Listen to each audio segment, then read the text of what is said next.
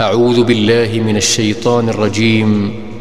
بسم الله الرحمن الرحيم. وقال الذي اشتراه من مصر لامرأته أكرمي مثواه عسى أن ينفعنا أو نتخذه ولدا وكذلك مكنا ليوسف في الأرض ولنعلمه من تأويل الأحاديث والله غالب على أمره ولكن أكثر الناس لا يعلمون.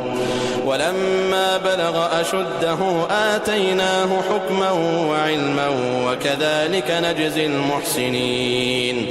وراودته التي هو في بيتها عن نفسه وغلقت الأبواب وقالت هيت لك قال معاذ الله إنه ربي أحسن مثواي إنه لا يفلح الظالمون. ولقد همت به وهم بها لولا أن رأى برهان ربه كذلك لنصرف عنه السوء والفحشاء إنه من عبادنا المخلصين.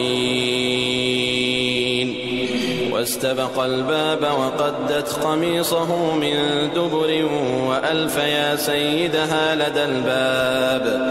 قالت ما جزاء من أراد بأهلك سوءا إلا أن يسجن أو عذاب أليم.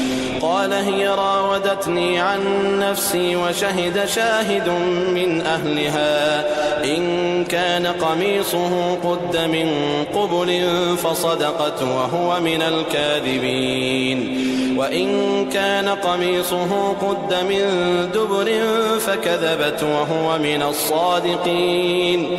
فلما رأى قميصه قد من دبر قال إنه من كيدكن إن كيدكن عظيم. يوسف أعرض عن هذا واستغفري لذنبك إنك كنت من الخاطئين.